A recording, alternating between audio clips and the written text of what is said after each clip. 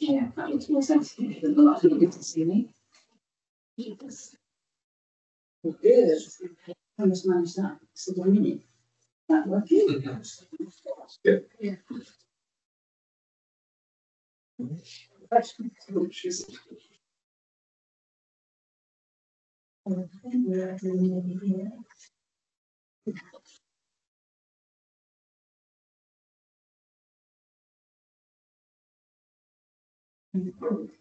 think we can start. I think we're ready to go. Hopefully the sound is working. I'm just going to look to Gary to kind of say to me it all feels clear enough. That's good.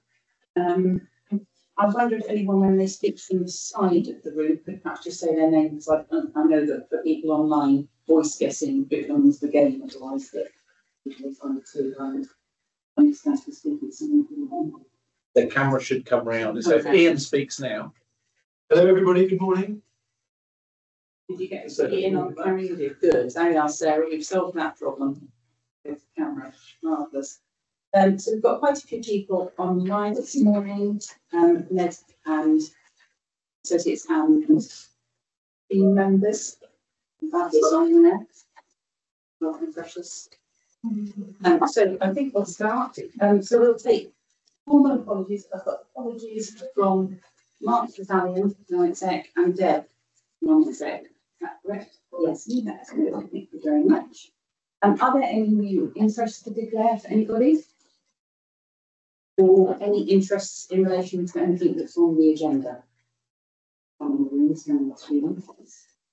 The register of interests is on the link, and I'll assume that we all keep up to date with it and click on it if you think there's anything we need to amend, but just as a little bit of a reminder for people. And I think that's all the formal business. We've got quite a busy agenda that we're going to get through by 12 o'clock, but I think we should be all right. And I think we're going to start with the staff. Yeah, good morning. Yeah, Adelaide, welcome. I was introducing, we were introducing. Thank you, Sue. Yeah, hi Adelaide. All I'll say about Adelaide is she's one of our senior nursing member of the team, and I'll let her come to the floor and tell you her story at the trust. So, Adelaide, what do you want to do? Do you want to come and sit down somewhere, or do you want to? Why don't you come and sit here? Here, there's a chair. Thank you.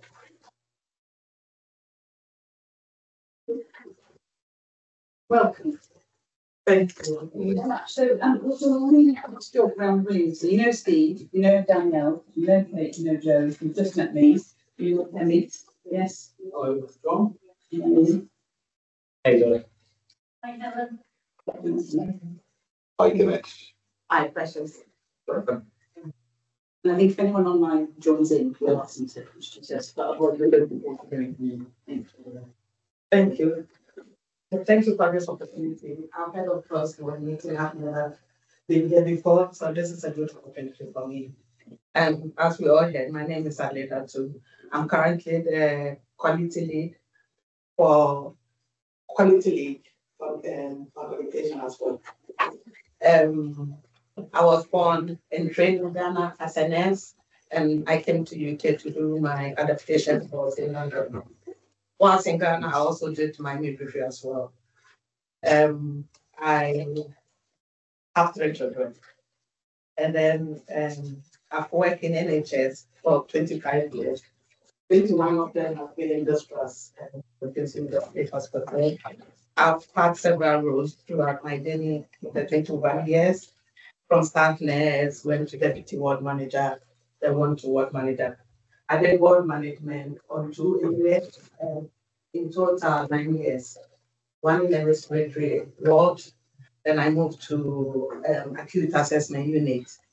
I was asked to move there to help shape some challenges, and I was asked to stay there for 6 months, but because I couldn't finish what I was doing, I asked to stay further. So I ended up staying there for another 4 years.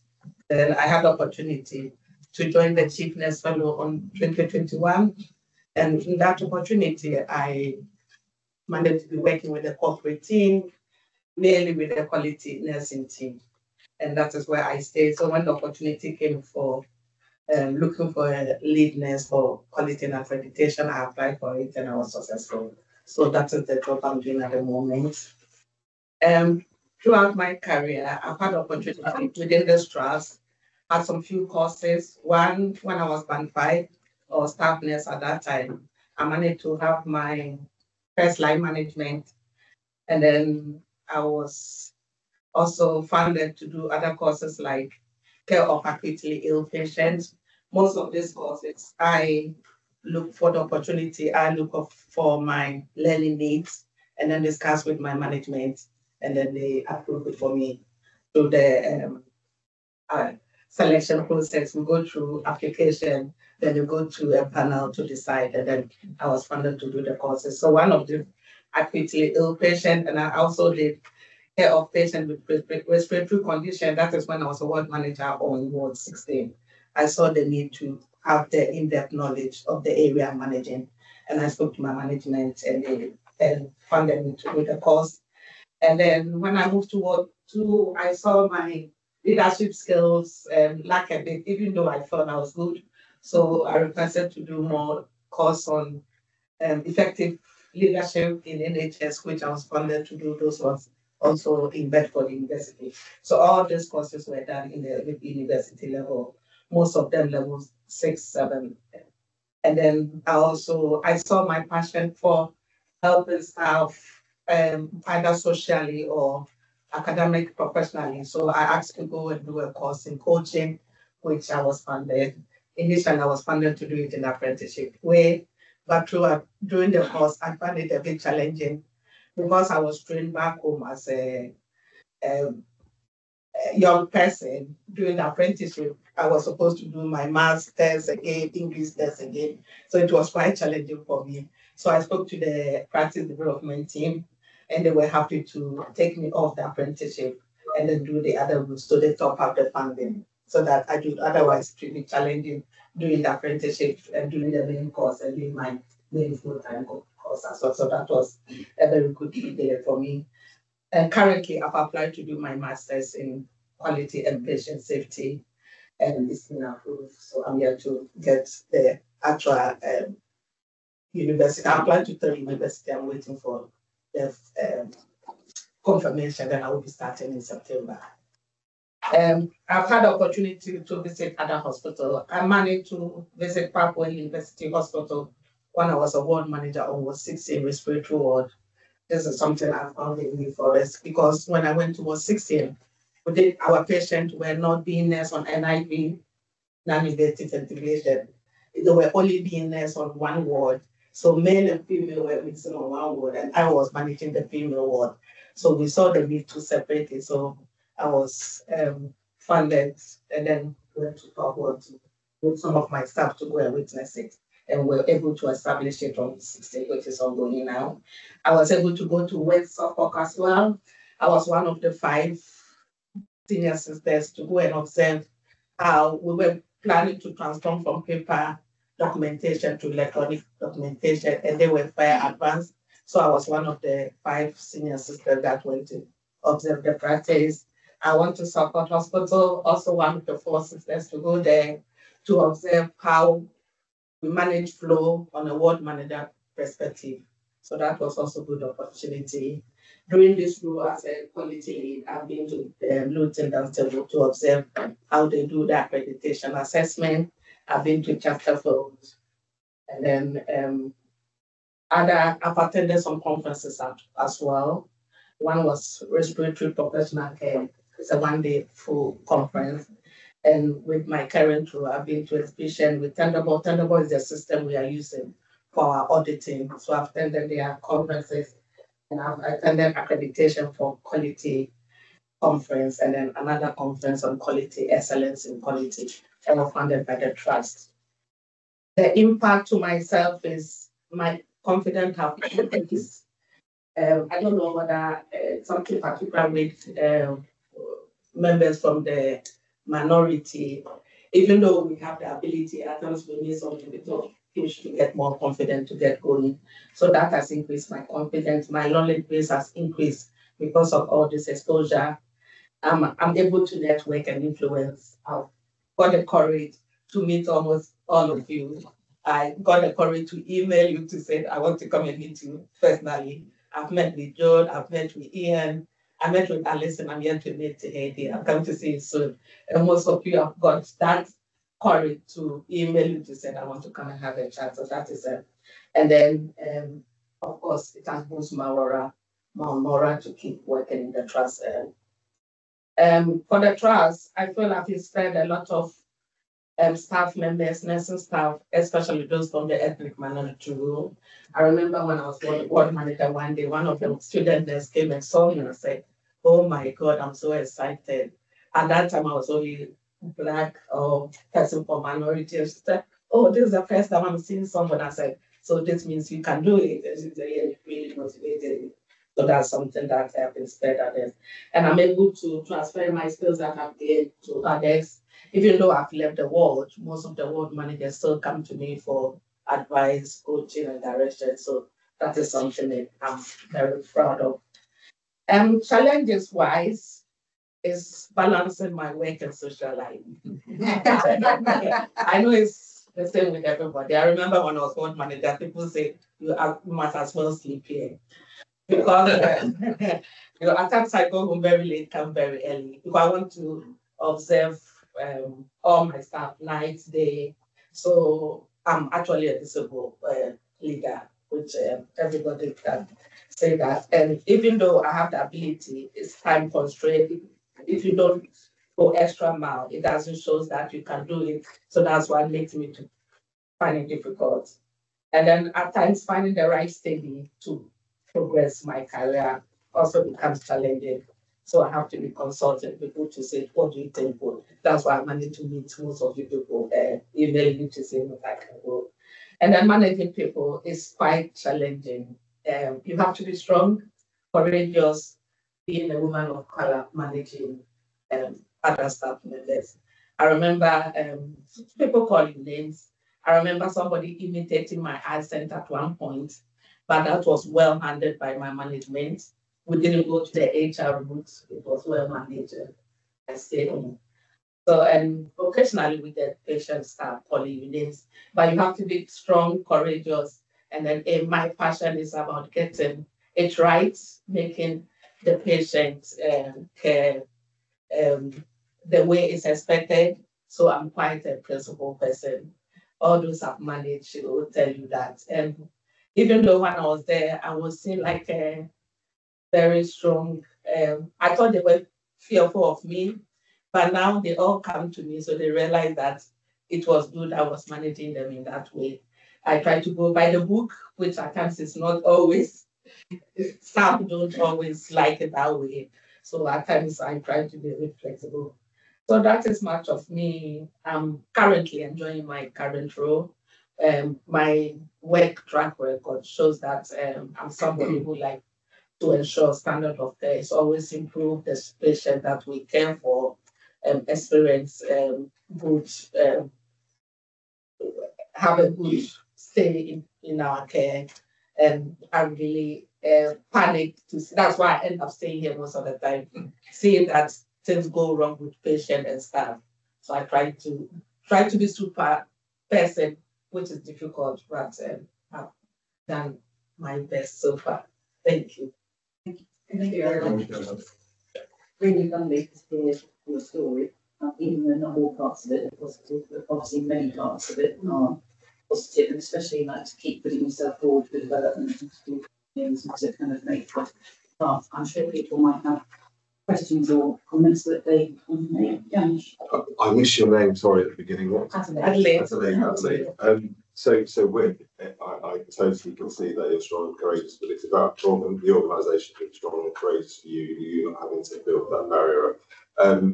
What can we do? What would you advise in terms of supporting more of our international staff and minority healthcare professionals to come through the pathway that you have? Yeah, I have had the privilege. I would say I developed through talent hunts because the leadership saw the way I am. So most of these promotions, I was really approached by some of the managers to say, we think you can do this, apply for it. So if we try to look out there to see those who have the ability. I remember years back when Lisa Knight was here, there was one of the forums in London and I was selected to go. And I said, why me? I haven't spoken to her by then. And she said, because I have served your ability. So those are the things that I do when we do. And some of the staff out there have good skills, ability, but probably they are like me. Initially, they don't go forward, but once I was given the platform, the privilege, I've been able to move on and it's impacted well and others. So if we give others those opportunities, I think it will help.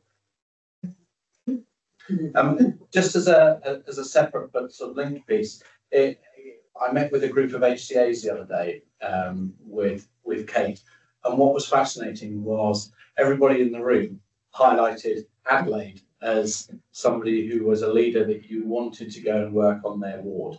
And it was just coincidentally that you're here today, but really, really interesting. They were very vocal about those wards that they weren't as comfortable going to work on, but they were very, very complimentary about you. So just the public feedback.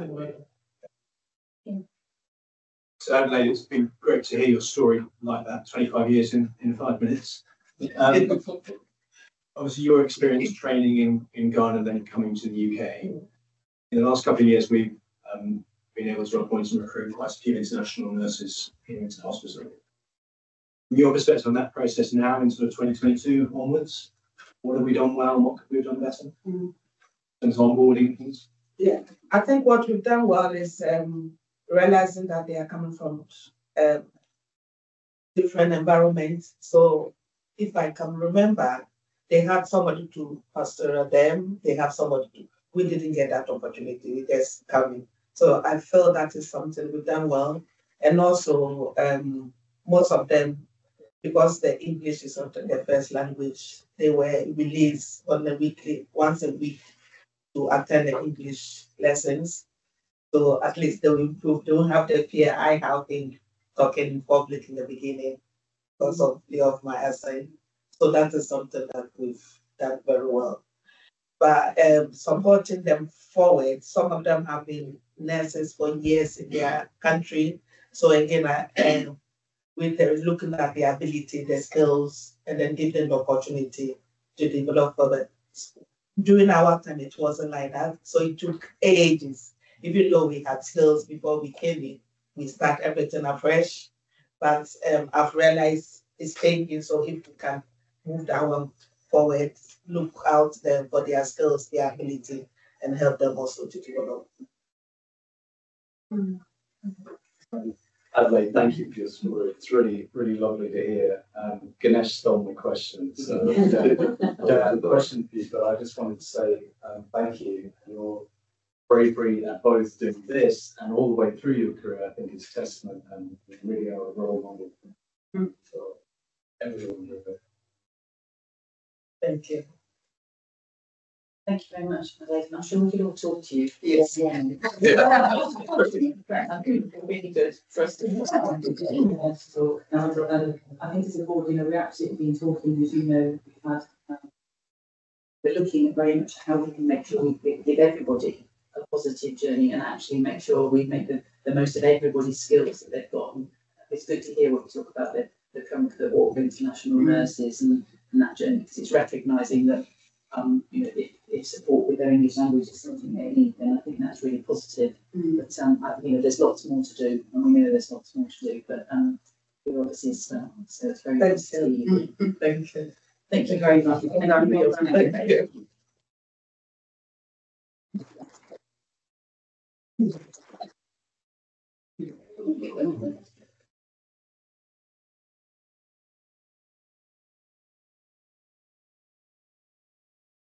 It doesn't know if we don't usually clap some of the falls, and that's nice. There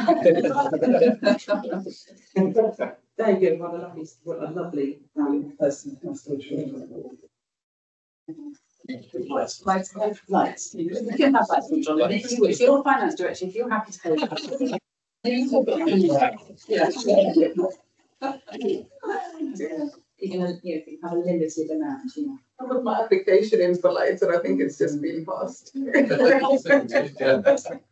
does work like in this book. I do come up slightly better than the rest. Marvellous. So taking the minutes of the last meeting in public, are there any comments on the minutes or any notes of accuracy? I've got something on page 5, which I think the way compliance on appraisals is just a typo, so we just need to make sure we pick that up. It's the last bullet point on page 5. It says compliance 39%, which I don't think is what we're meaning to say. It's just that's just a typo. And then I'll pick something else up afterwards in 10.3. I wasn't quite sure it said what we wanted on 10.3, so I think we'll just check that afterwards. Maybe check that with Joe. Okay, good. Has anyone else got any corrections or comments on the minutes? No, lovely. And so then moving to the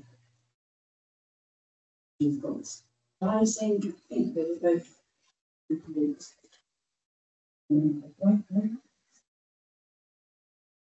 Oh, there's just one. I'm thinking of the next one. Oh no, this one's the risk management strategy. Right, so that's coming. I'm thinking of the private minutes. That's what I'm looking at. That's going to come towards the end of this year, so that's for later in the year.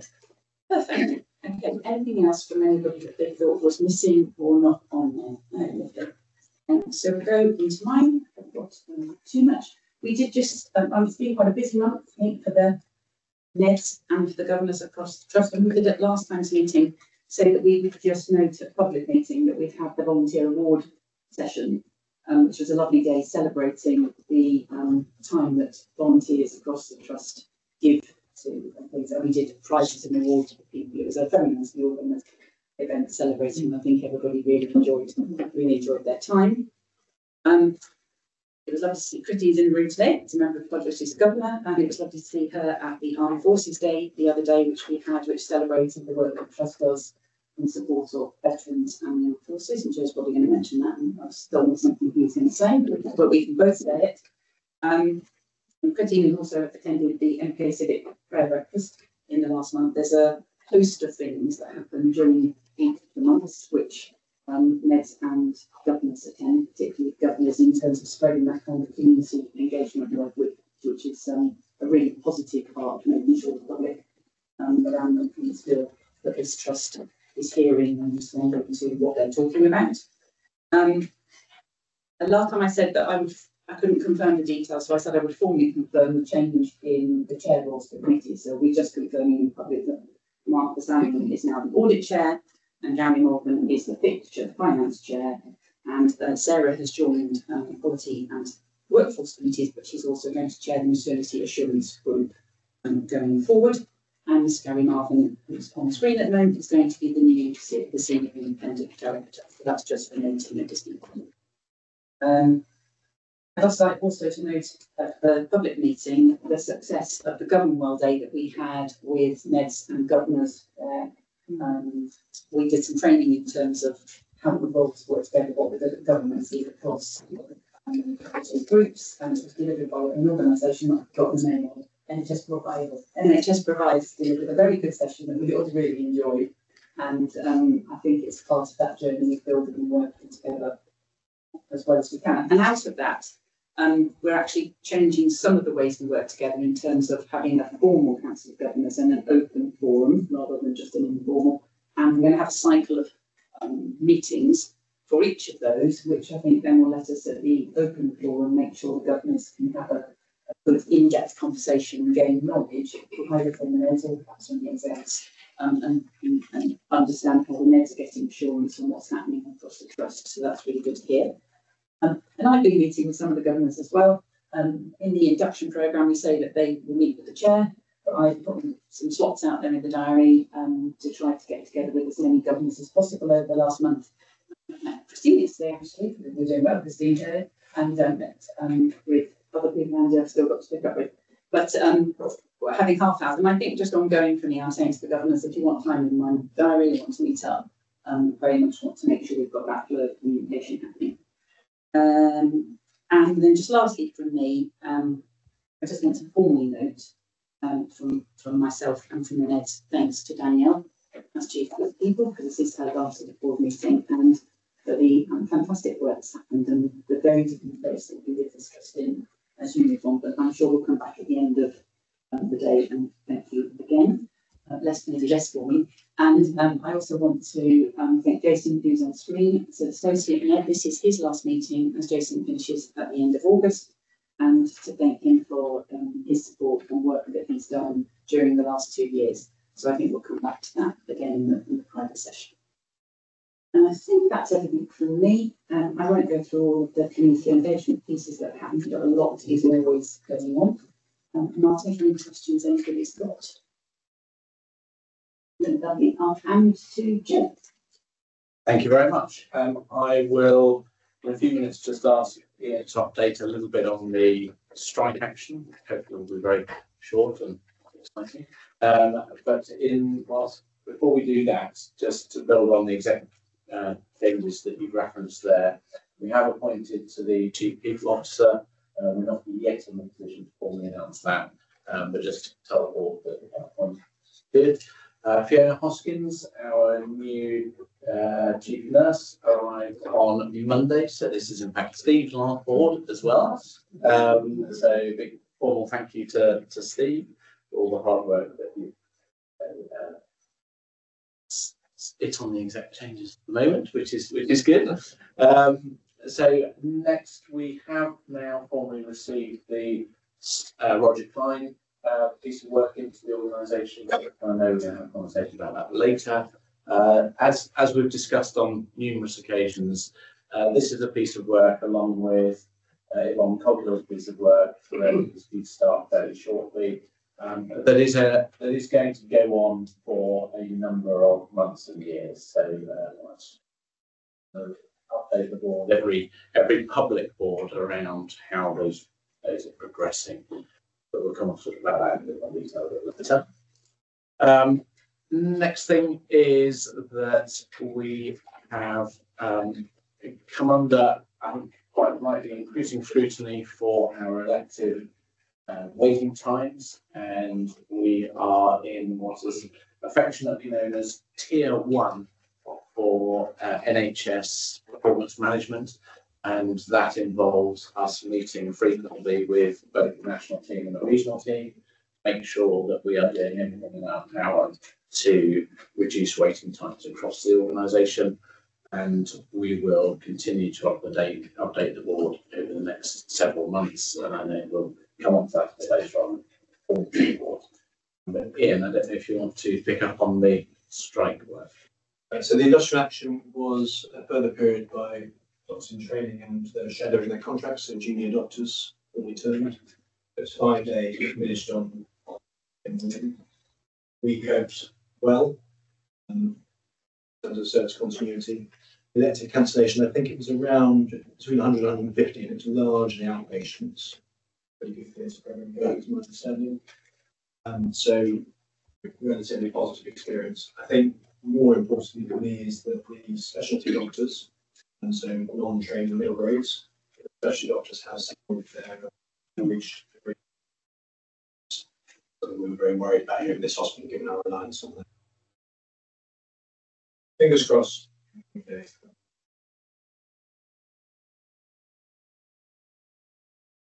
And then 2 other things from me. We are running our first Team MKUH Expo, which are sessions dedicated to different themes aligned with our organisational strategy and picking up the key themes of people, digital and estate. Those are up next week, Thursday and Friday. We are encouraging people to attend in person, and we are recording them to be available to others that aren't able to come in person. And then the final thing to talk about is the launch of My Thank You, which is an opportunity for patients, relatives and visitors to leave messages of gratitude to staff and volunteers who have made a difference to their care and their experience here in the hospital. So again, feel free to go and have a chat with the charity team who have done all the hard work there. On Fortis Day, as you say, was a fantastic celebration. Delighted to be part of it. That's what. Thank you. Yes, that's great. Unless there's any questions for Joe. Just on the one, thank you. Do we do anything in the organisation around Daisy or Rose or office? No, we have a great system here, and it's something we can look forward to doing. It's something that, especially a Daisy one. I think that's only and just one thing that we've said, acknowledged it, but we know there are challenges with the parking on the site.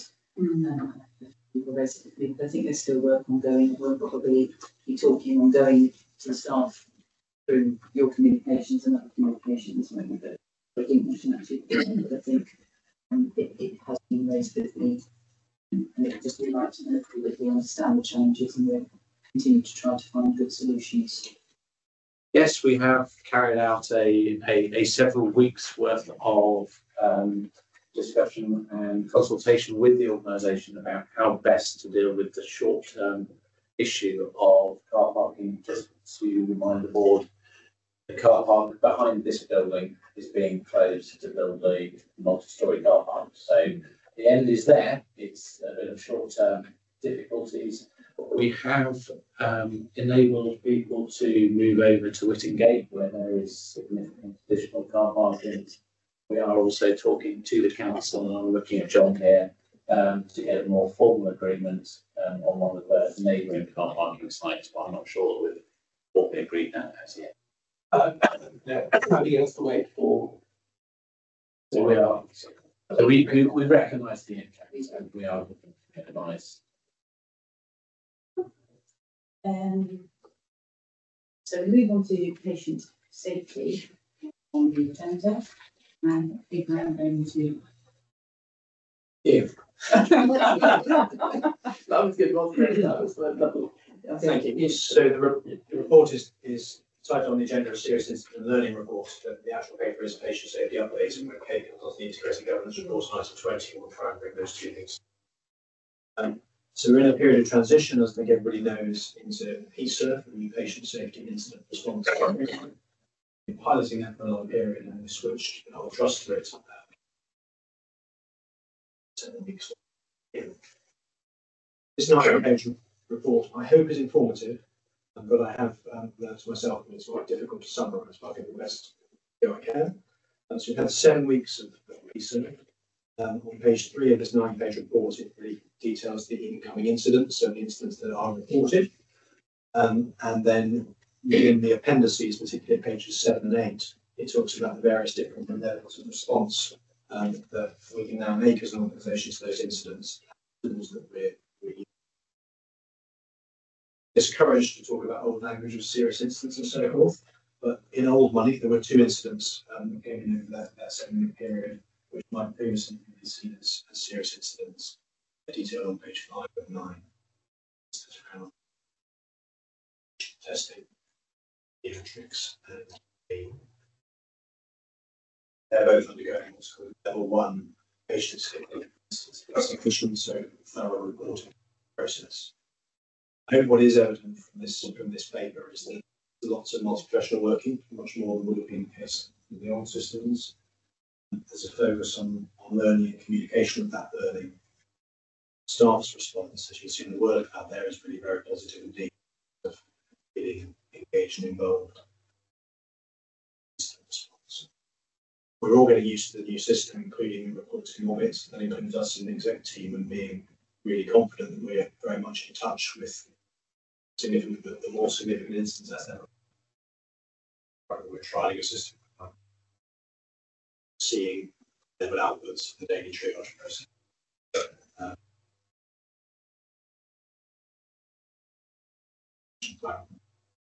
Direction report outside the meeting so we can.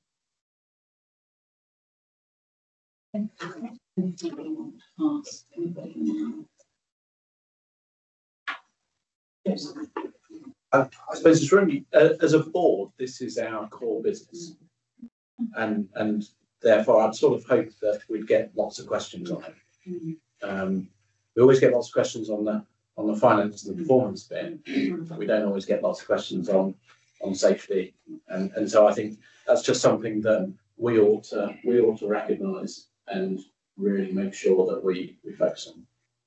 I think on that, thanks, Joe, in other organisations, I've seen tension, staff feeling comfortable raising it, and then when it does get to certain levels, that kind of awkward conversation there. So I just wonder, is there something to support staff with, taking them on that journey to be able to escalate and be the exec team or with the layers around that? So honestly, I think this is in large part the answer to that. So you're looking at page 5 of the report and that word cloud.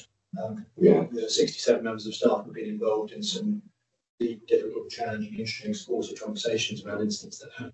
We've learned much more about what's happened as a result of having those discussions rather than having rather sort of bureaucratic approach to paperwork and people who will directly involved. So I think staff from that word cloud are finding this very, very positive. The triage meeting daily, so there's a person would look at the incidents coming in and decide what to do with them and what route they went down. And now there's about 10 people, which sounds lots of manpower, but it's a really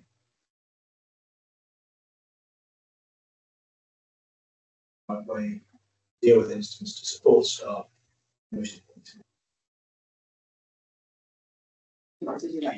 Yeah, just to follow on from Ian, with the new system, of course, we knew transitioning, but on the old system, one of the negative things was staff not getting feedback. It raised an incident, and where did it go? And this, as Ian said, is more inclusive and all about the learning and sharing, whereas the old system, it was just a route. And that, I think, deterred people from reporting. Sometimes they are reporting, nothing happens. But seeing the reports coming through on our radar system, I don't think there's been any reduction, probably an increase in it. Kind of going down the same road as Ganesh, but really thinking alike on this. My question was around the measurements for success, and specifically the one about staff reporting. How that data be collected? So the NHS staff survey has questions that relate to that, so we can use to know them. In my view, Helen's nodding. Yes. Because on making a peer comparison measure across different organisations, that one of the questions, that's all a set of questions that's still on the survey. There might be other things we can do internally that, to sort of, especially in areas where we might have low reporting, sort of spot check, some of those things we, when you think about listening events and different ways of staff around reporting where we're seeing less reports than we might expect. So I think if I take an action to first, also the other thing obviously is more numbers are reportedly sorted, assuming people go right. Well, I guess there are other explanations, but more numbers being reported. But if I take an action to go back and look at the staff survey and look at the I think my question is, when we're thinking about this and got experience of this being embedded in an organisation, and I just wonder whether they kind of use yourself or others with that kind of overview. Has anything here kind of sort of you thought, well, I didn't see it like that before because of how this has been reported? I think we're getting a much more granular understanding of incidents much more quickly. Whereas historically we would come together as lots professional teams, but often some weeks down the line when there was this enormously long report and you sort of have this to and fro trying to get to the detail. Actually, we're now seeing really early staff by feeling listened to and feeling heard. We'll get more of that rather than less. I think my initial anxiety was passing slow online. Some of it in terms of culture change, inclusivity, engagement, person-centric. Having been really lucky for patient safety specialists, we're able to appoint a couple of years. I've seen over the last 7 weeks is a group of people come together, quite energized and delivering aggressively. I've been to the triage meeting where colleagues who previously were very quiet, they're sharing it really energetically. More cautious. I think it's to those that Gavin said, I say that I think it makes it more, as you say, the time frame almost, it makes it more live, therefore more real in a sense. Gary. Yeah, my point, I just wanted to build on Joe's earlier comment. I think we've discussed the new system several times and had some presentations on it. And one of the themes was about reporting, which we're beginning to see improvements on, and I'm pleased about that. But just to feed in from my perspective as to where my focus is from what I've seen, I think it's a much improved approach, which is welcomed. But I do feel that a lot of it's going to be based on the enthusiasm and the attendance at the daily triage meetings. And the question I have will be over time whether that enthusiasm and involvement of staff and the richness that that gives continues, which is just to feed into Joe's point. That's kind of one of the things I'm interested in observing, because obviously it's a new system, it's fresh, there's enthusiasm, it's a new approach. Will we still get the numbers of people attending, people coming in on the days off and things such as that in 2 or 3 months' time? And that's kind of one of the things that I think's going to be important to ensure we continue to get the value out of this, what I think is a very welcomed and revised approach. Agree, Gary. So are you going to? Yeah, I suppose it's sort of it links into what Ian was saying and picking up on Gary's point. So I think one of the things that the three of us, Ian, I and Kate, have spoken about is the immediacy of the examination and focus on the instance is fantastic. I think one of the challenges we've got, which is too early to see at the moment, is are we able to pick up thematic issues that come through that are not of a significant level, but potentially are lots and lots of small, low-level noise that, if taken together, create an issue. And I think we haven't yet got to a place whereby we're testing that.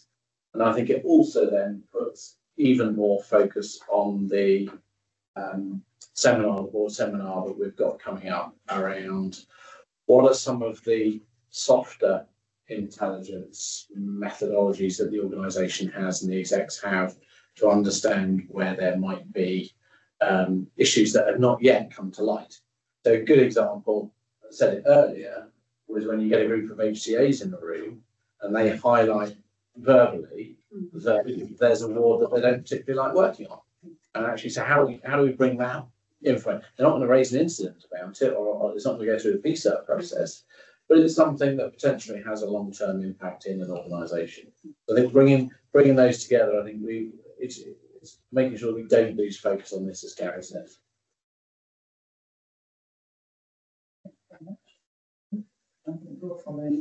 Yeah, I was going to move my item 20, lurking at the bottom of the board pack is a new report called an integrated governance report. So this is picking up some of the other areas of quality work, so more in experience and effectiveness, but also in compliance. I appreciate this is probably too long a report for the board, but it's I wanted to just give some board oversight as to some of these areas, prompt some questions and perhaps for committee chairs as well to consider areas that they might want to explore further in committee. Can I just check everybody's got access to it and everybody can see it? If it's out of order, it can sometimes create difficulties with people packing. Right. Everybody got it. So the report covers a number of different areas: complaints and patient experience, which obviously board members are used to seeing at board. We report regularly at board and committee.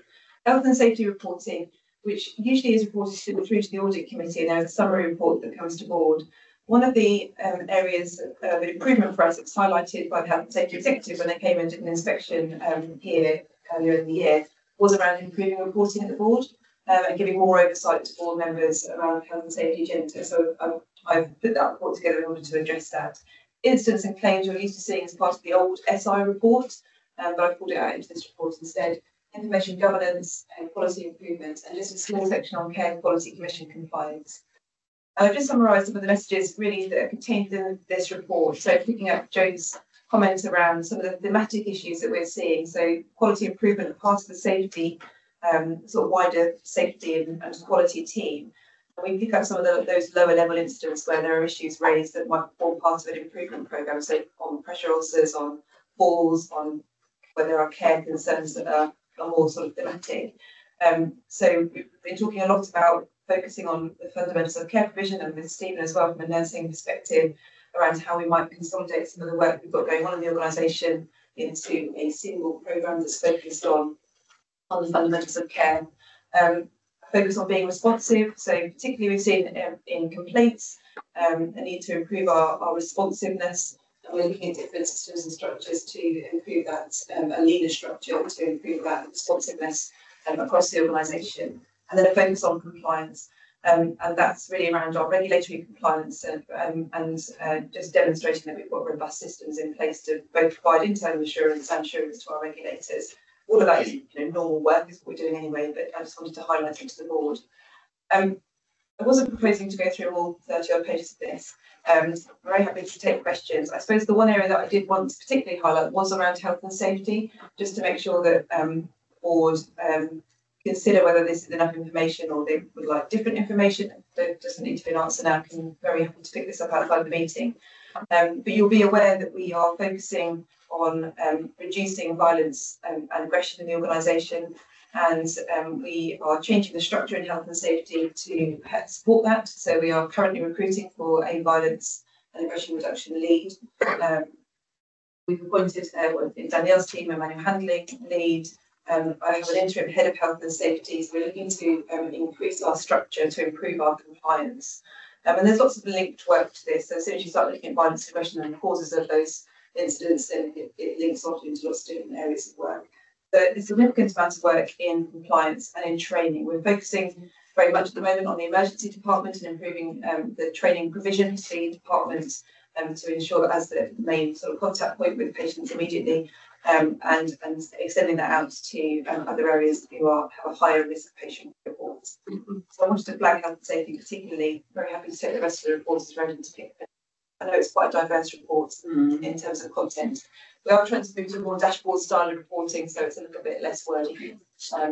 But as you know, I like words. So it's wordy that it might be in the future. I think you may want to. Yes, a couple of things from me. So, Kate and I had a long conversation about what's actually required to be reported to the board from a compliance perspective, and what's helpful from an exception reporting perspective. And unfortunately, the two are not the same. So I sort of recognise that there's lots of stuff in here that we have to report, but that is then quite challenging potentially to see the exceptions that the board really needs to be aware of. And I think the move to a dashboard, absolutely yes, but the narrative on top of that highlights significant issues for the organisation that we are addressing also needs to come out. So, for example, I'm sure that everybody will have clocked that under page 15 of 31, the organisation has a fire safety enforcement notice against it, and that we have applied for an extension which has been granted to make sure that we adhere to that enforcement notice.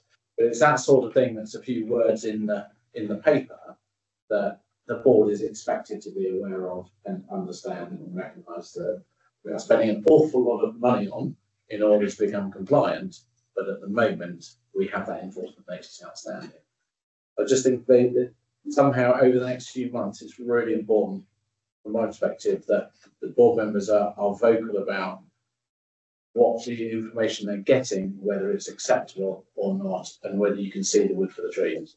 Well, I think it's a really good point, because it's certainly in conversation with some of Ned's colleagues, and it's not a criticism, because I know everyone's really busy, and it's about how do you best bring information to the table. But I think that piece, Joe, you're right, is in what are quite big papers sometimes. How do we make sure we're pointing ourselves, and I say ourselves, but at the things we really do need to discuss, or the things that we know we need to make sure we're seeking assurance on, where sometimes in amongst very big 30-odd page papers, you could just lose something. And the other issue that we have is that we then have the sort of Daily Mail type rag that comes in and puts the headline up.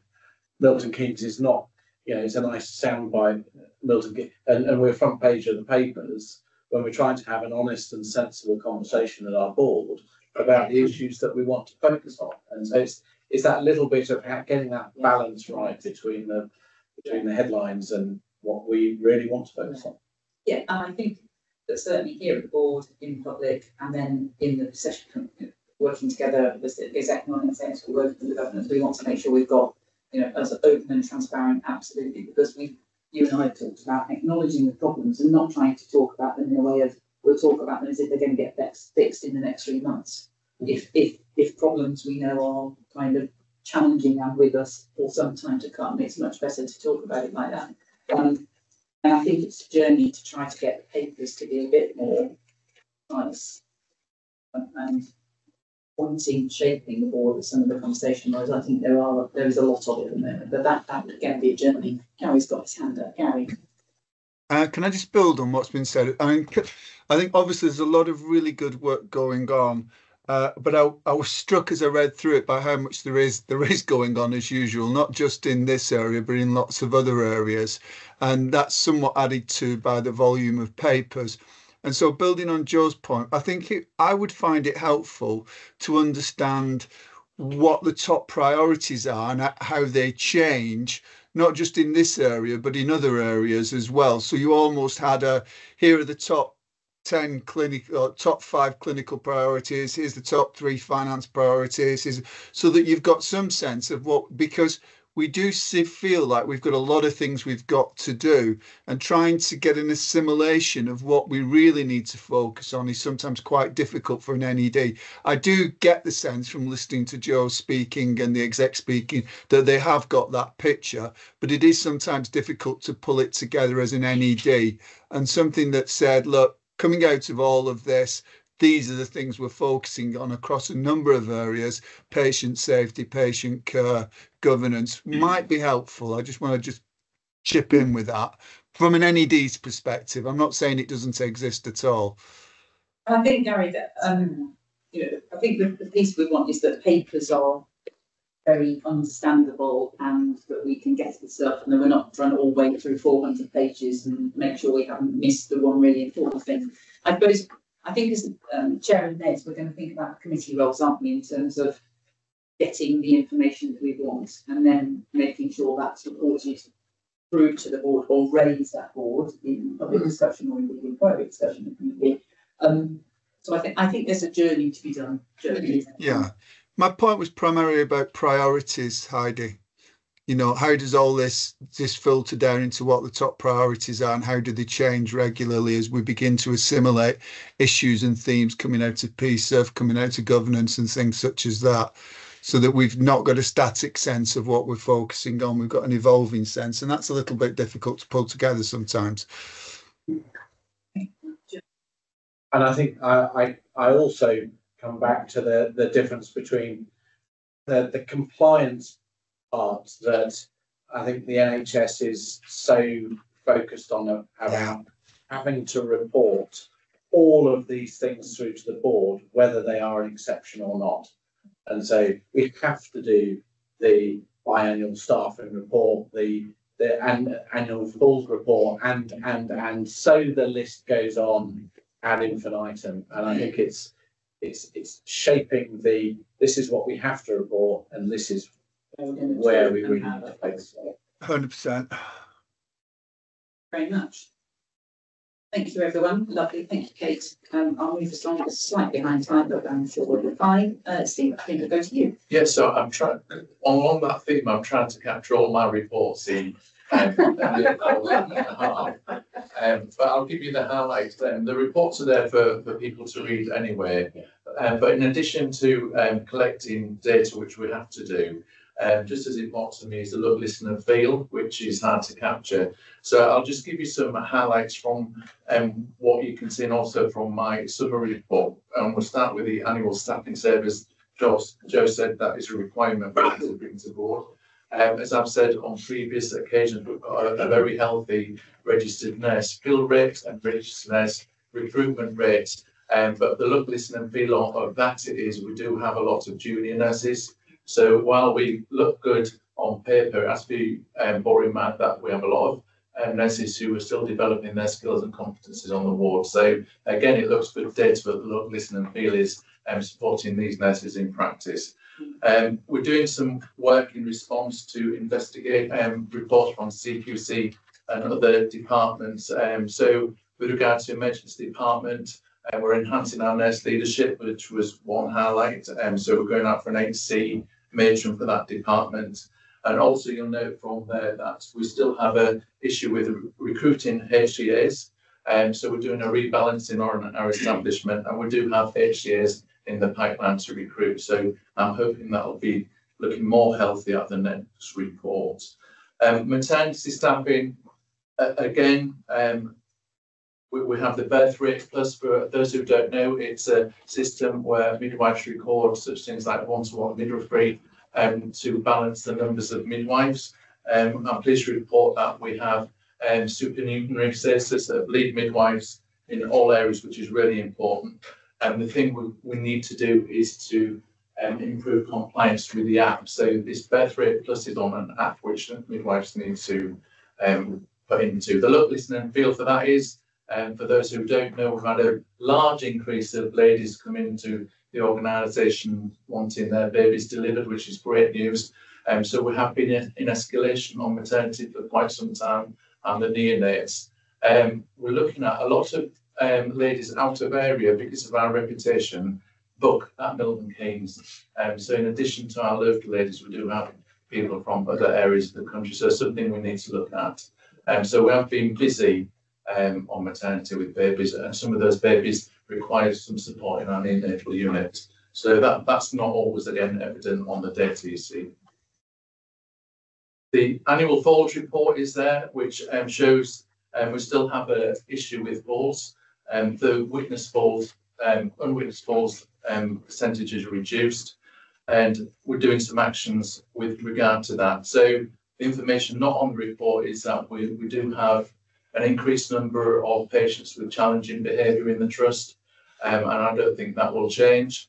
But we're doing some work, especially with regards in line to PSERV, to look at the theme. So before we'd have an action plan per investigation, and PSERV is helping with that and having a joint way forward. So we've seen some reduction there, but we've still got an instance of falls lower with no harm. Again, if we have challenging patients on the ward, that take nurses away to deal with one patient. So that has an impact, of course. Likewise, that feeds into our pressure ulcer reporting, which we can see a real reduction if you look at the graphs. However, we've seen an increase in moisture, developed skin issues, which we've got an action plan going forward. So again, that is relying on nurse staffing being available to give patients holistic care. So that's accounted through the themes and what you don't see on the data in that further report. So I hope that's helpful. I think I've got one question in terms of maternity, if we're seeing an uplift in the number of babies and ladies wanting to come here, and the pressure that's putting on the team, and the support that we're giving the team in doing that. So yeah, so I do, and my team do go and support the midwives. Just so you know, it's we do speak to the RCB and RCS when we escalate, and it's an issue across the system. So all ladies are having babies. So we try and reduce that if we can by transferring ladies either with the babies in utero or when they've delivered if we can, or get them out as soon as we can as well. But some ladies have challenging conditions as well. Just on that, I think you'd have thought in some ways maternity is the most predictable thing in the world, but someone books 6-7 months later the baby delivered. We had this big spike in bookings before Christmas. Well, last autumn, we were expecting a very busy January, February. I think it was a bit busier, but it wasn't dramatically up. I think in reality, there's a little bit of natural fluctuation in the burden as we had a look. It's one of the high areas we noticed more in some delays and special experience. It's a dramatic increase. We'll have a look at the figures. any other questions for any of Steve's reports, which I think are all very clear and read? Just a quick one. Just on the falls, the data around unknowns seems astronomically high. Just would have presumed that if somebody fell, you'd be able to, like some of the categories are fell on the floor and you'd see that. So I just.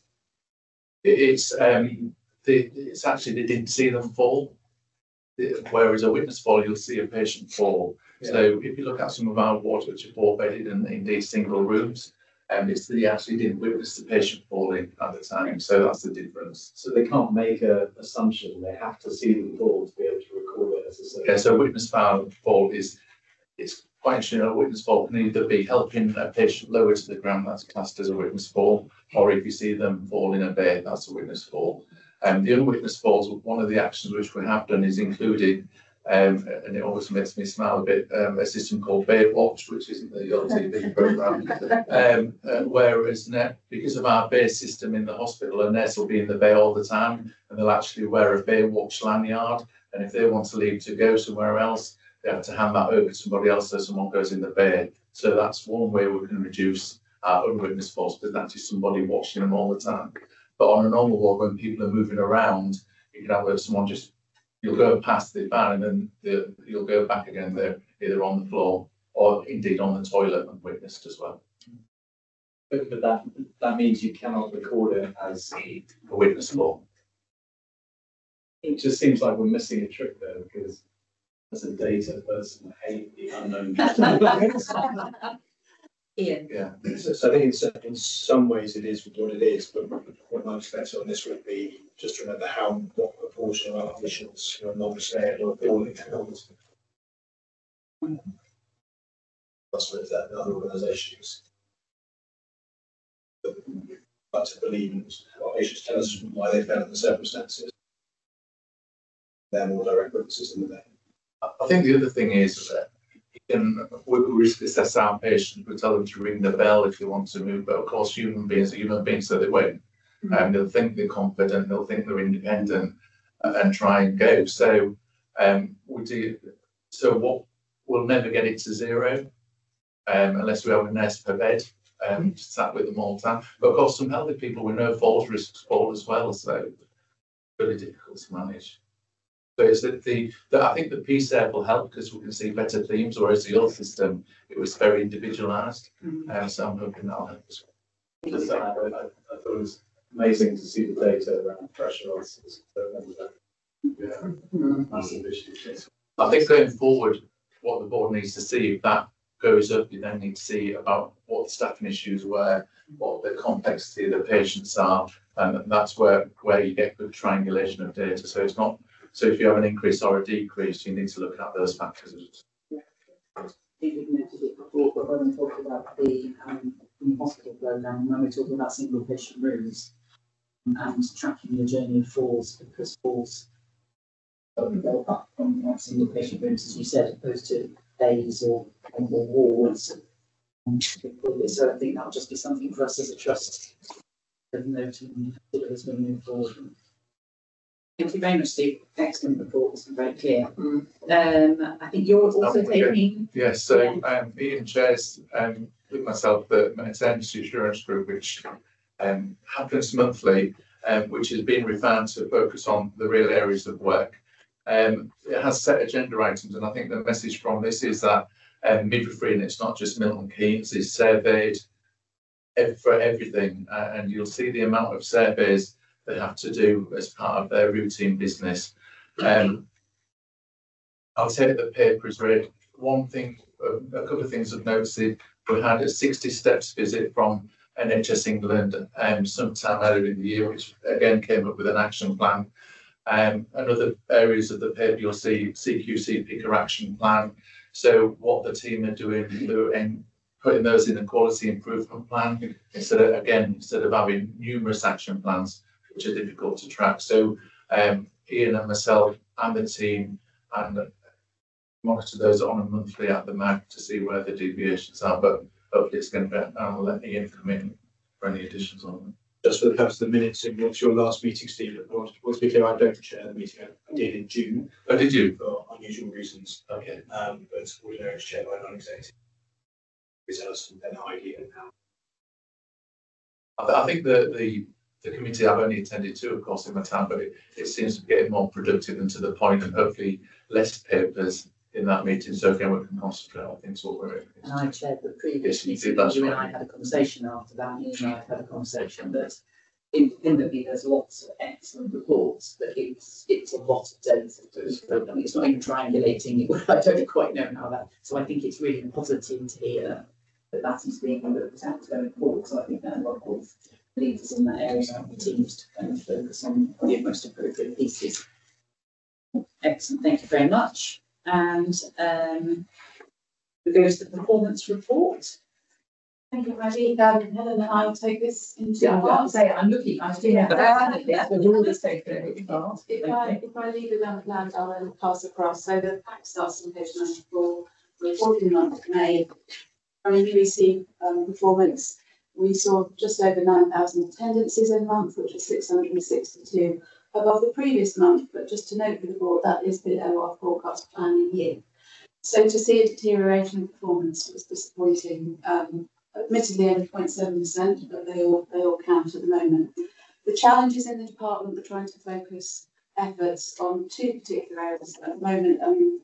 One is staffing, as Steve's mentioned, additional nursing posts, senior leadership posts going in, and we're also having a conversation about supporting more substantively the overnight doctors' cases. So that work is going in. And then around the minus pathway, essentially most good performing departments have that fairly solidly, delivering over 95%. Ours is not, but we're working towards doing that. Flow out of the hospital then. Interestingly, Bedfordshire have done some really interesting work over the last couple of weeks. They were about to share it with us, but they've looked at a decompression exercise around bed occupancy. And I think that we've got some lessons to learn there.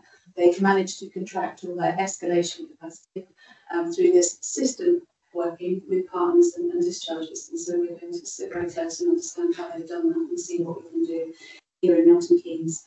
Just to point out for the boards, the non-criteria to reside number has significantly jumped in month compared to last month. So 95 this month, it was 78.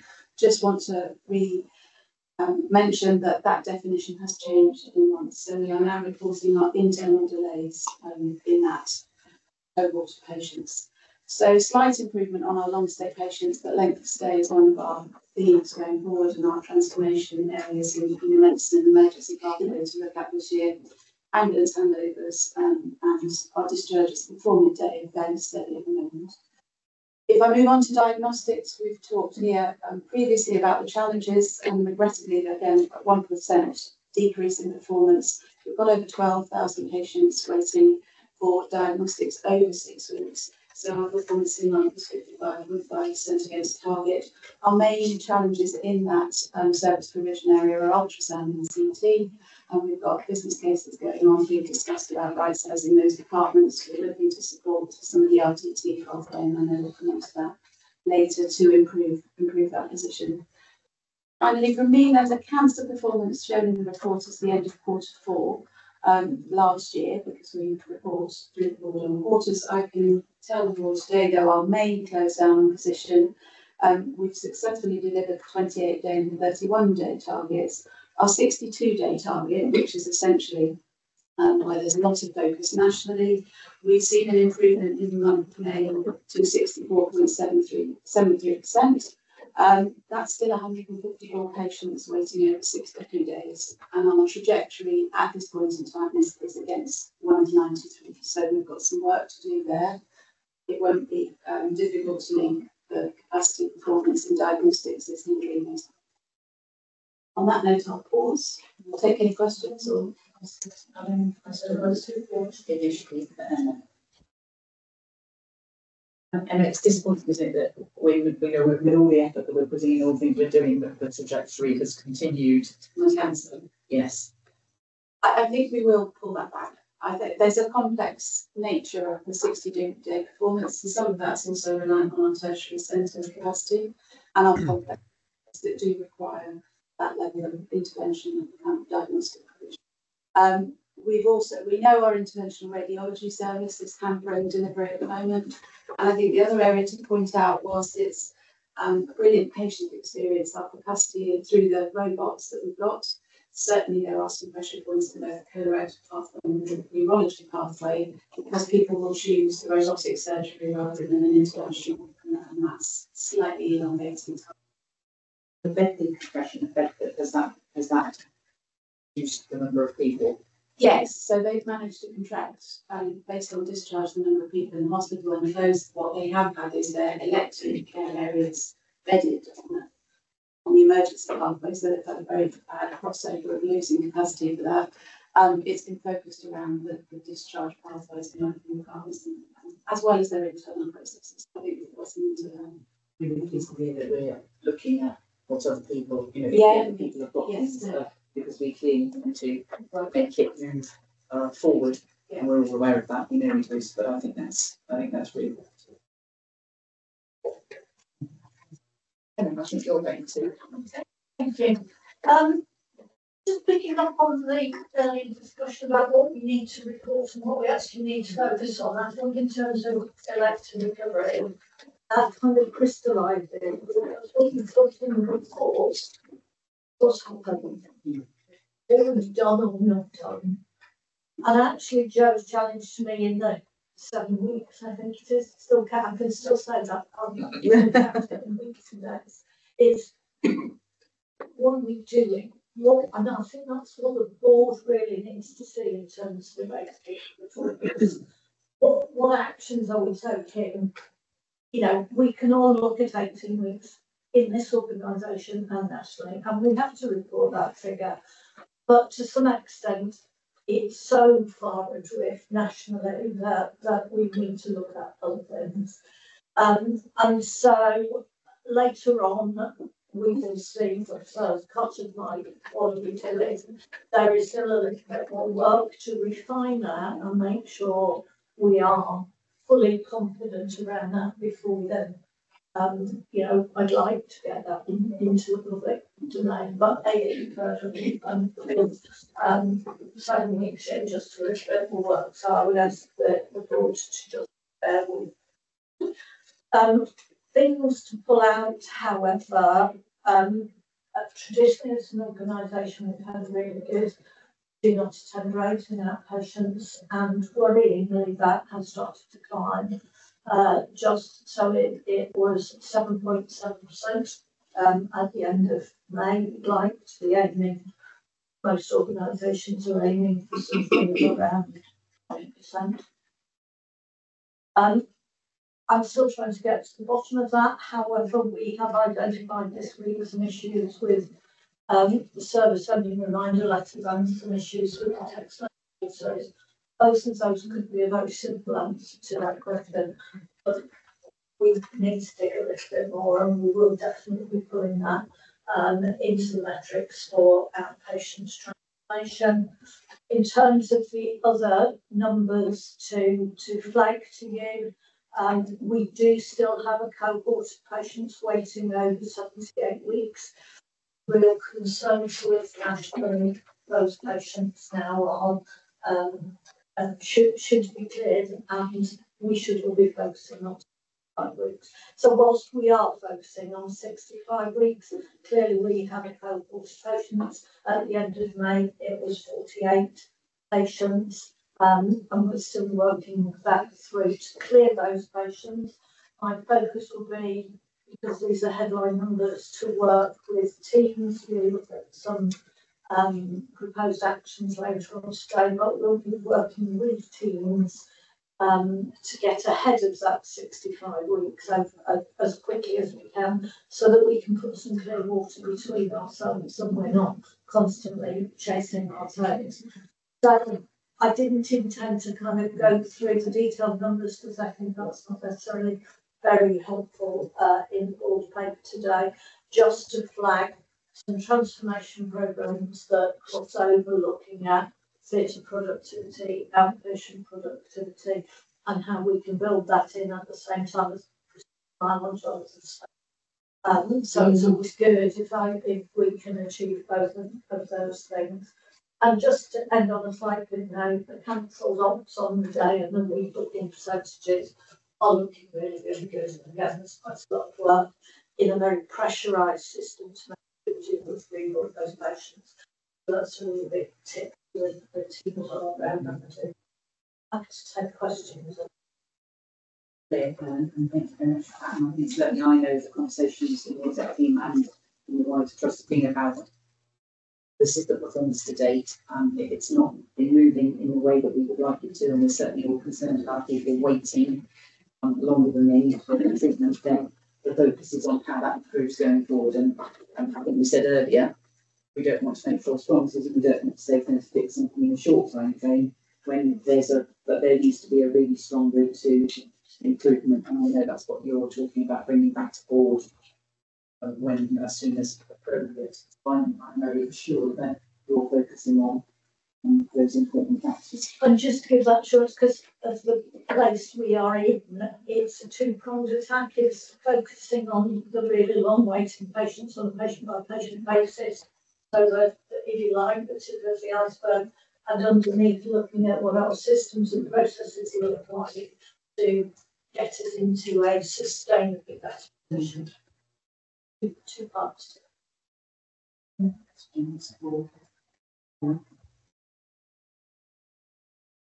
you very much. Thank you both of you. And we're a little bit behind time, but we've obviously got 9 to be taken us slightly later on. So I think I'm very sure 5-minute break. Have a coffee and back at 20 past. Back at 20 past, guys, online. Thanks very much.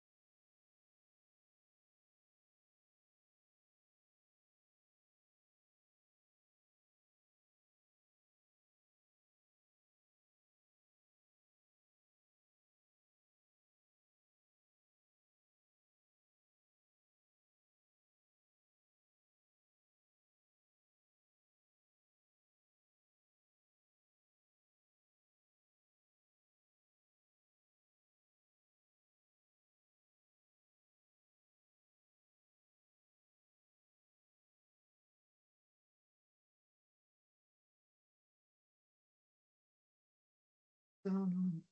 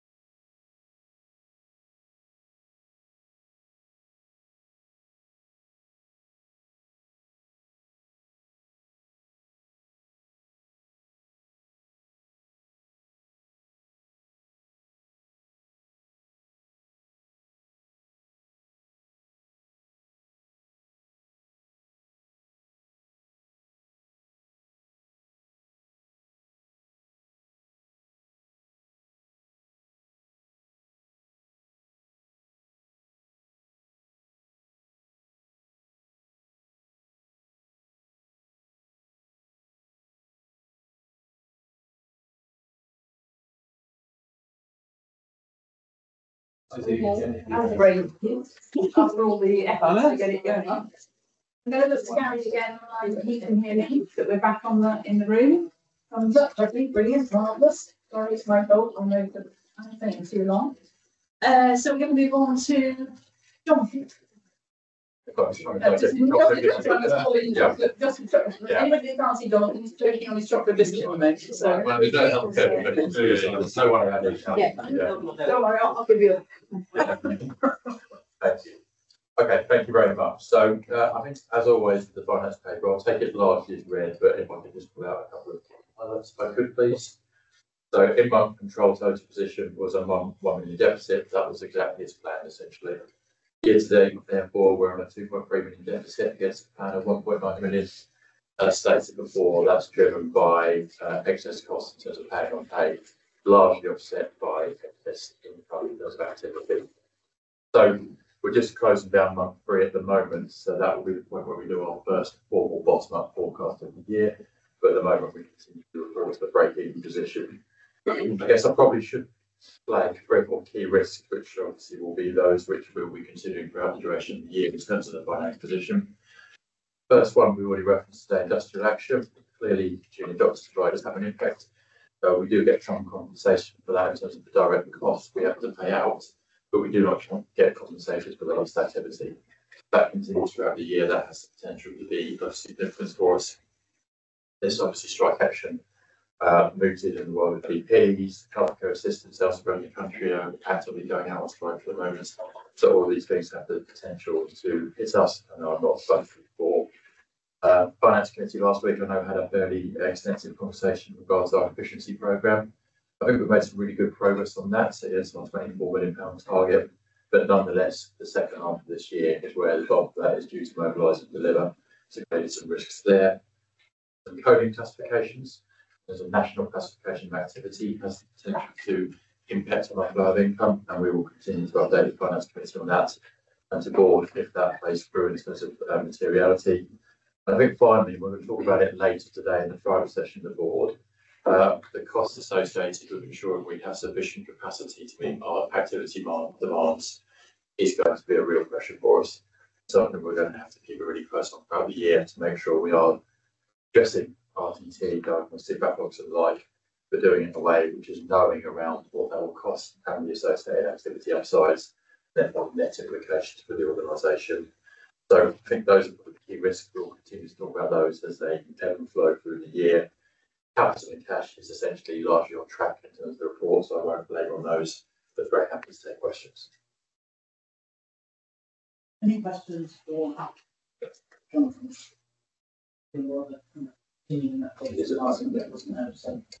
More happy with that. Nothing else to ask. Thank you very much, Jonathan. Thank you. We'll move on to Danielle. Thank you. So take the report as read and just put out some key points. We continue to be a really attractive proposition for people looking for employment in our sector. We've got filling our vacancies well, which is really good news.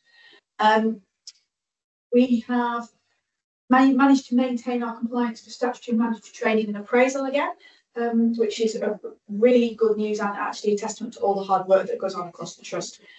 There's a national review taking place at the moment of statutory mandatory training.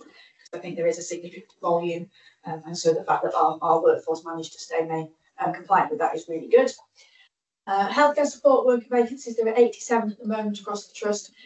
You'll have heard me talk before around the challenges we have in that particular space across MK. There are lots of other opportunities in the healthcare sector and in other sectors as well for people.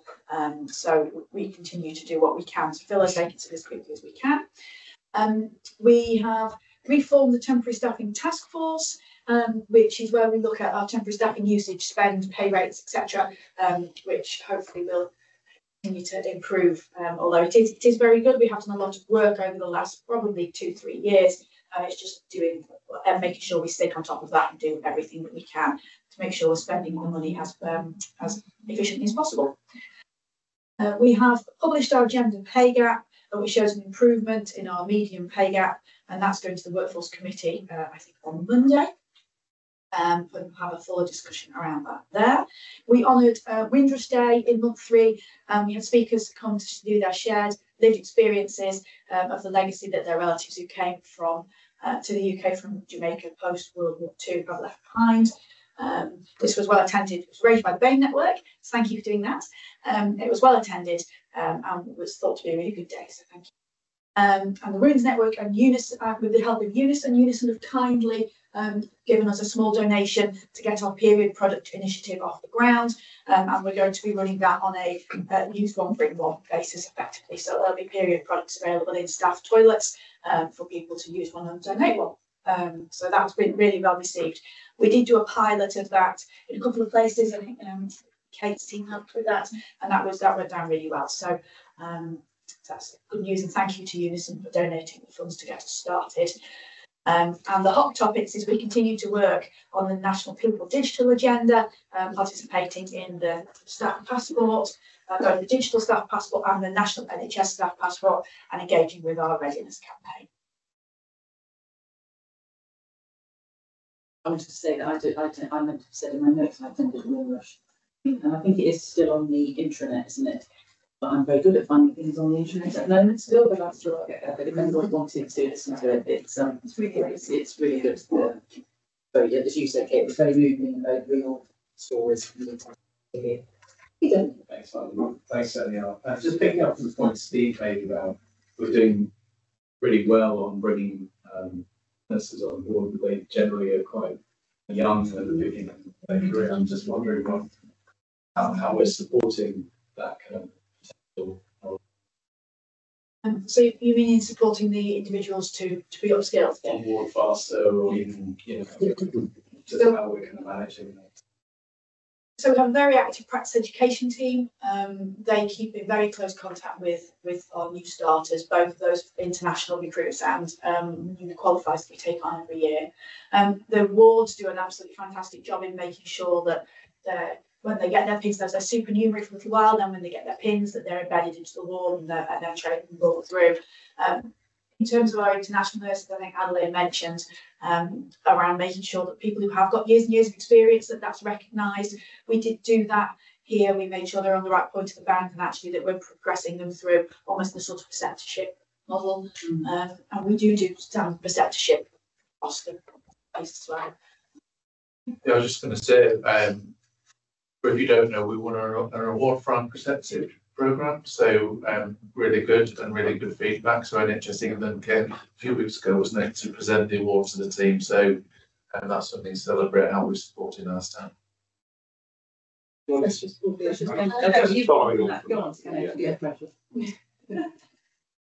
just professional nursing advocates, what are those numbers like? So I was thinking, based on Hayley's question, that provide that additional support for those new staff or certainly as well. I don't know what our numbers are. PMA are very focused as well in the trust. That's professional midwifery advocates. So I don't know our exact numbers, which we can find out, but yeah, they're active in the trust. Yeah.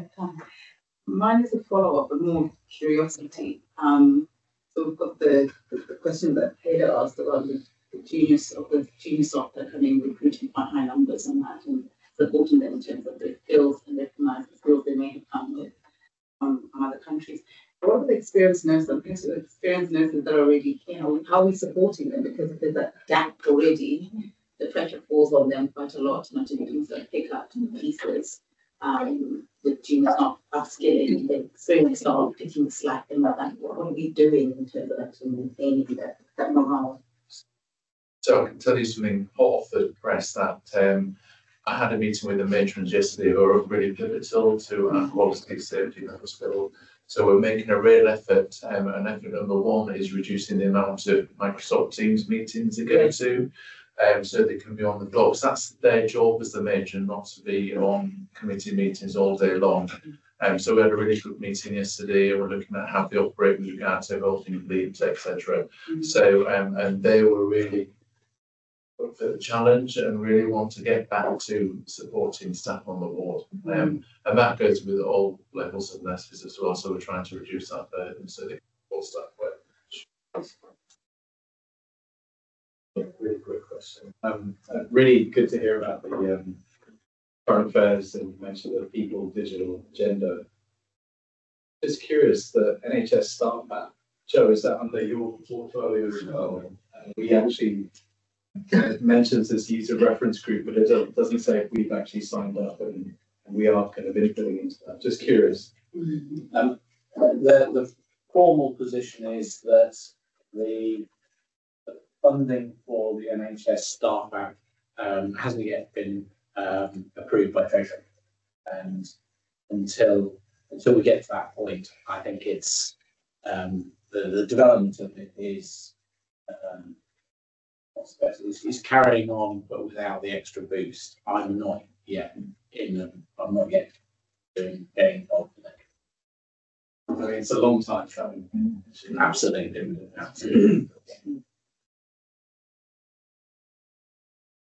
Thank you. So freedom speaker. Yeah, this is another report that comes to board twice yearly. It was usually presented by the Freedom to Speak Up Guardian, but as you'll know, Philip, who'd been our Freedom to Speak Up Guardian for a number of years, retired recently. We have a new joiner who started in June, but I thought it was probably a bit unfair to ask him to come to board to produce someone else's report. So the good news is that our numbers being reported through the Freedom to Speak Up route continues to increase, which is what we really wanted. You'll recall a few years ago, certainly when I first joined in post, the Freedom to Speak Up Guardian wasn't a full-time role, it was add-on to somebody else's role. Over the years, we've managed to get more investment. We've managed to get investment both in the protected time for the Guardians and the Champions, and as a lead Guardian, we've gone from protected time to paid time to sort of that was someone's job part-time, and now luckily we've managed to get additional funding to make it a full-time role, which is really good news. We've also found a dedicated office space over the last few months. They had previously been in an admin building. Now they've got a dedicated office space in the middle of the hospital outside the restaurant. So when you go next to the restaurant for your lunch, have a look, you'll see the Freedom to Speak Up Guardian's office there. She's just more on the journey of making them more accessible, more visible, and be able to get out more and reach more people. So we're continuing to collect data and have people come forwards, and when they raise concerns, whatever they may be, trying to record data on them so we can start to make sure we're tracking trends. It isn't always possible, though. Some people want to remain anonymous, they don't want to share their data. And by the very nature of this service, we've made lots of routes for people to come forwards anonymously if they want, either by posting letters through the post box or text message, WhatsApps, etc. So I think in terms of the demographics around those raising concerns, we just need to be mindful of the fact that we don't always have all of that, and there's not a nefarious reason for it. It's just the way that the service is. Of the cases that we've had, as you say, you'll see from the graph, we're continuing to see an upwards trend, which is good news because we want people to raise things, want people to feel safe to raise things and bring things forwards. A lot of the cases that we have are then forwarded on. In fact, the huge vast majority of them are forwarded on to the other avenues and routes across the trust that are already in place to deal with and assist people. And sometimes people don't actually want to do anything, having talked it through, or they say they're going to go, as Anne said, she mentioned something that was raised to her and was dealt with internally in their department as it happened to her, and she didn't go down the HR route. Sometimes people don't want to, and they're happy to take it forwards themselves. So I think the themes we've talked about in the staff survey around the themes that we've had around staff feeling happy to raise things, but also experiencing across the trust incivility. And so we've talked about that at length. That's one of the themes that comes through. And the other things to raise in this report is in terms of we have been trying to get an app in place, but again, that's been proving difficult because the provider that we've seen in the marketplace and we've done with have been purchased and don't want to progress down that route anymore, I'm told, but we are continuing to try and find a different route through for that. But yes, the vast majority of things come forward are around people, how people are interacting with each other, how people feel they're being treated, and we're able to resolve those either informally or formally.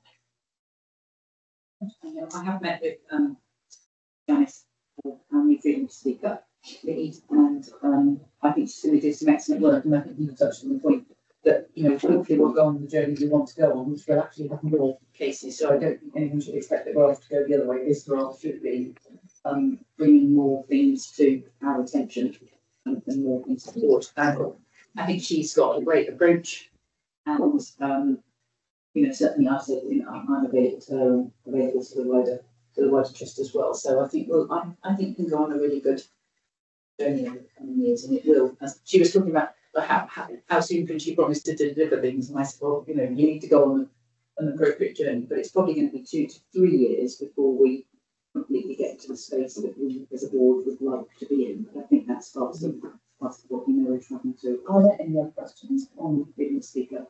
Excellent. 2 questions.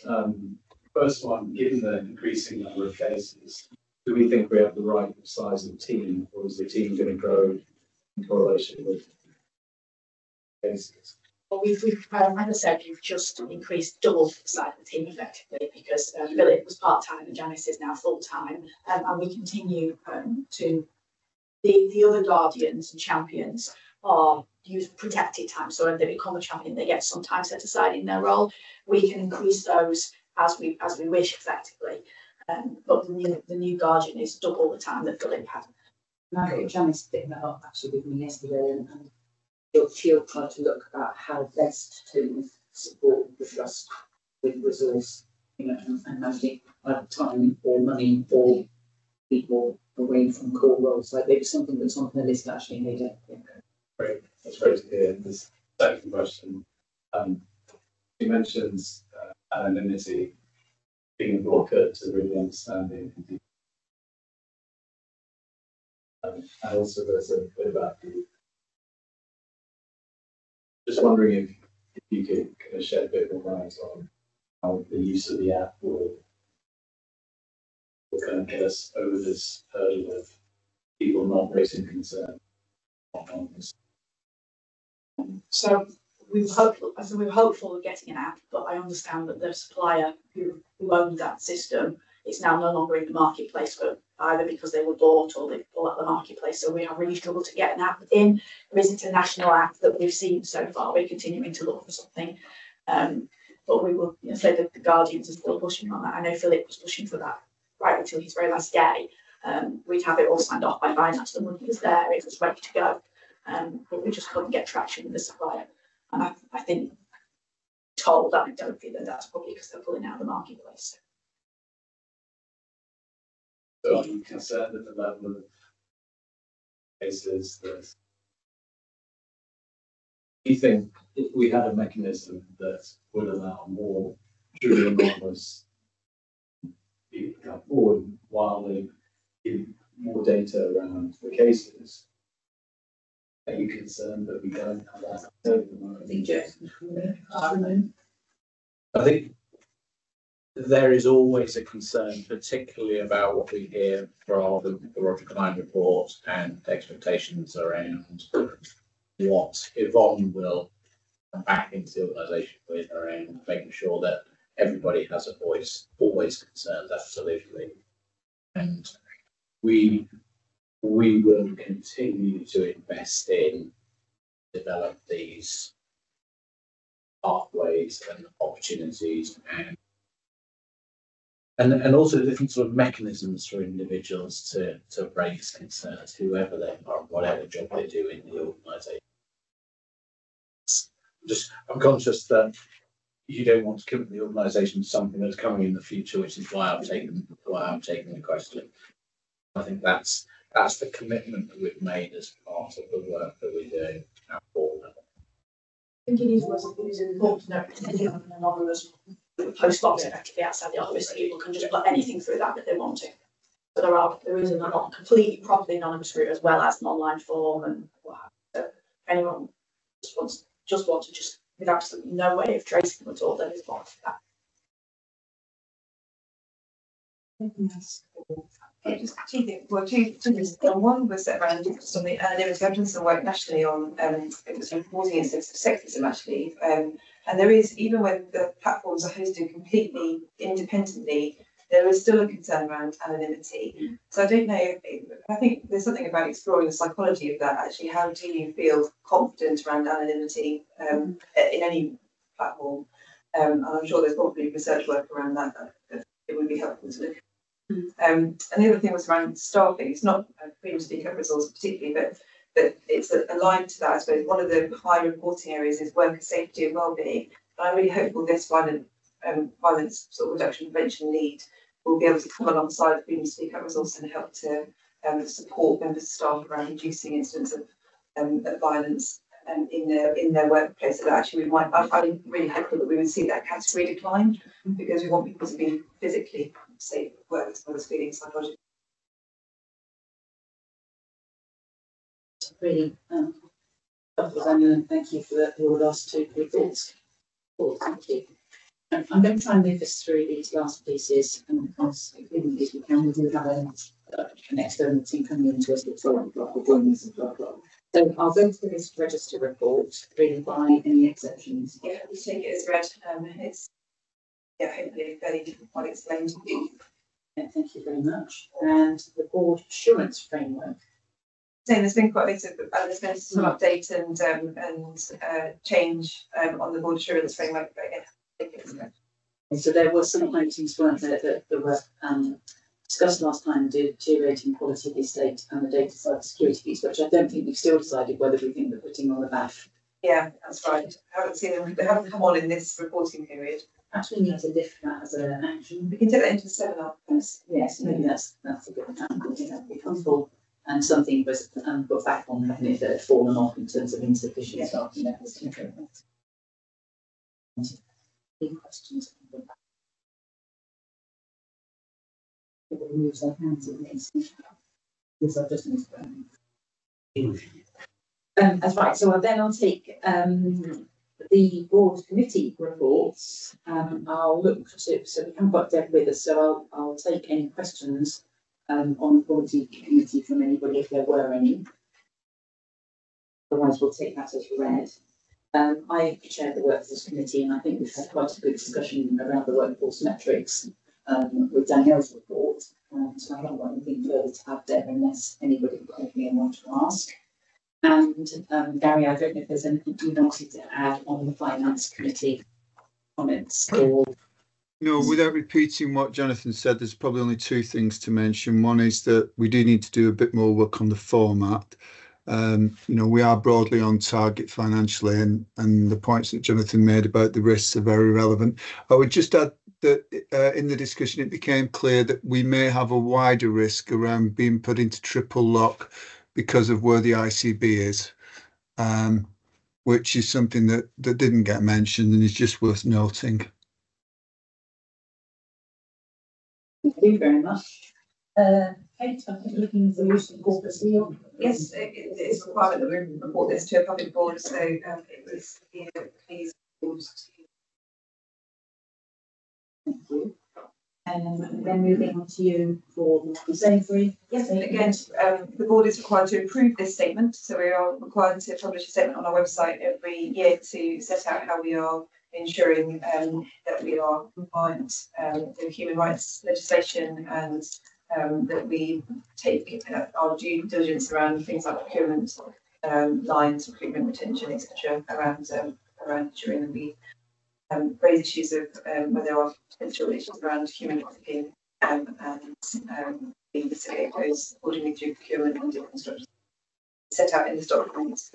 It was approved last year. It hasn't gone through any significant change this year.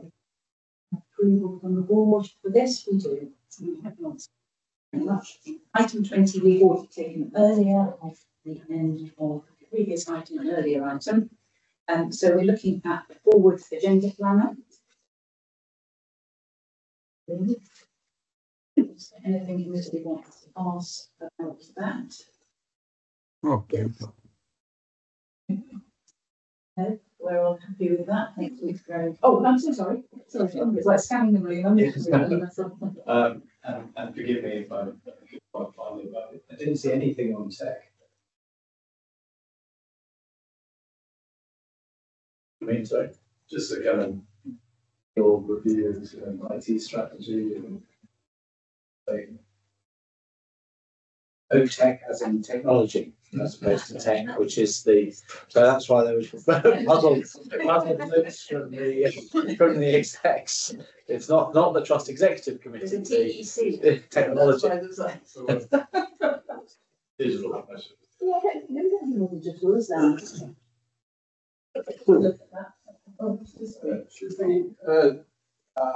Probably there is something on facing bring that to the board, and also yes, so that's probably the important thing that is change. Have a general update as well. Probably do that in the seminar session so that it's sort of more back to the board. But I think the phase D changes, which are around outpatients. I'll agree. Yeah.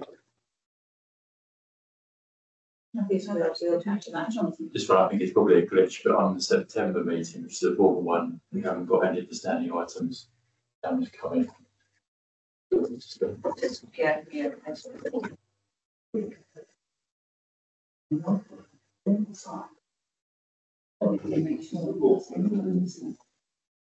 Thank you very much for that. So that's lovely. We'll make those amendments and additions. And we have one question from a member of the public. The question is, are there areas in the hospital that are chronically understaffed? Just checking that that was the word. So I think it was the word. Chronically understaffed. Yes. And if yes, what efforts are being made to resolve this, and has agency been considered? I'm happy to start. We, as a general statement, we are relatively well staffed, as you heard from Steve earlier on nursing, and likewise with it across our medical staffing colleagues, as well as other allied healthcare professional and other supporting professions. So as a general statement, absolutely yes, we are comfortable.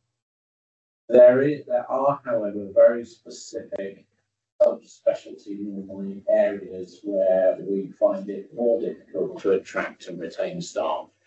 That's not specific to Milton Keynes, it's a national problem. So if I give you an example, paediatric emergency department consultants are rare. Paediatric urology consultants are rare. And you can go through at that sort of very, very specific level. We know where those areas are, and we do our best recruitment, which is why we spend so much money on our health and wellbeing offer to people when they come here. So that would be the overarching sort of exact statement. I don't know whether Danielle, you want to add to that. So in answer to the question of do we use agency, absolutely we use agency where we need to make sure that we maintain safe staffing and patients and our services safe. We do that, we use agency through the approved NHS frameworks, and we have some really good partner agencies who do really good searches for us to make sure that we get the temporary staff that we need. And in terms of the hard to fill posts, when we identify particular hard to fill posts, we do a specific plan for them, whether it's advertising in different journals, make sure that the package is attractive. We do benchmarking across the marketplace at the time, and that's very much on a role by role basis to make sure that we are able to attract the very best staff to come and work here. I think I met, and don't forget, was it Mr. Thorne? Emma, thank you. Because I met her, she arrived at the right time in Costa to have a coffee purchase. But I met Emma, and that's her responsibility, isn't it? So she's the workforce matrix safe staffing, yes. So she made sure that all our rosters have the right numbers of people on them, and that we've got the right staff in the right place at the right time. She does a really good job. And we received something 2 meetings ago, 3 meetings ago. I can't quite remember it here, that we thought was very good in terms of demonstrating it. So give the wheel. Yeah. And if a public perception was that in ED, that we're very busy, and therefore is it understaffed, Joe? I'm not sure what our words, what we might say to that, because I could understand a member of the public thinking that was a very busy, pressurised area. That's a good example to take actually, because only 6 weeks ago we as an exec team looked at the staffing levels within ED given the numbers of patients coming through, and agreed to invest just under £750,000 in additional staff in both doctors and nurses to support those extra numbers. So we hear a lot about savings programs and budgets. We are very clear that we continue to invest in those areas where the numbers of patients are in fact going up immediately. Thank you very much. I didn't know that, so that's very good, actually. Thank you. Yeah, I don't think there's anything further from the public. Is there any questions? Thank you very much. So I'm going to make a motion to close the meeting. And we'll now exclude press and public, and we are going to move into the next section.